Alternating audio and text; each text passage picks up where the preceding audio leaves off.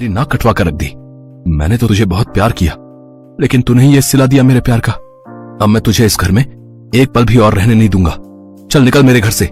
रौनक ने गबरू को अपने घर से निकाल दिया और बेचारा गबरू रोते हुए चुपचाप वहाँ से चला गया। हालांकि वो ज्यादा दूर नहीं गया। अरे रुको रुको, इन्हें क्यों फेंक रहे हो?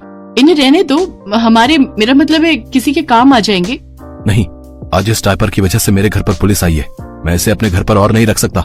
रौनक ने वो सारे डायपर उठाकर फेंक दिए। उस रात शर्मीली टेंशन के मारे बिल्कुल भी नहीं सो पाई और वो सारी रात भर जागती रही। ऐसे ही 2-3 दिन तक तो शर्मीली सोई नहीं, लेकिन फिर एक रात उसकी आंख लग गई और आंख लगते ही जिस बात का डर था वही हुआ।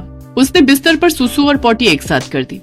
अगले दिन जब रौनक उठा तो उसने जो देखा तो वो देखकर हैरान रह गया। ये क्या? अब तो गबरू भी यहाँ नहीं है, तो फिर ये सब किसने किया? शर्मीली अब और झूठ ना बोल सकी और रोते हुए उसने सारा सच रौनक के सामने बोल दिया। मुझे माफ कर दीजिए जी, मुझसे गलती हो गई। मुझे बचपन से ही ये रोग है। इसका मतलब ये सब तुम कर रही थी और डायपर भी इसीलिए खरीदा था और सारा का सारा इल्जाम मेरे गबरू पर डाल देती थी। मुझसे गलती हो गई जी, मुझे माफ कर दीजिए। अभी तो मैं अपने गबरू को ढूंढने जा रहा हूँ, तुमसे तो मैं आकर निपटता हूँ। रौनक पागलों की तरह गबरू को सड़क पर चलते हुए ढूंढ रहा था कि तभी पीछे से एक तेज रफ्तार कार आई। वो रौनक को टक्कर मारने ही वाली थी कि गबरू ने रौनक को जोर से धक्का दे दिया।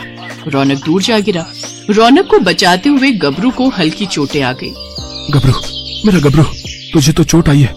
मैं अभी तुझे हॉस्पिटल ले चलता हूँ। रौनक गबरू की मरहम पट्टी करवा कर उसे घर ले आता है। देखा शर्मिली, आज तुम्हारे झूठ की वजह से मेरे गबरू को चोट आ गई। आज मेरी जान बचाकर उसने अपनी जान की बाजी लगा दी। मुझसे गलती हो गई जी। अगर मैं अपनी बीमारी आपसे नहीं छुपाती तो आज ये सब नहीं होता।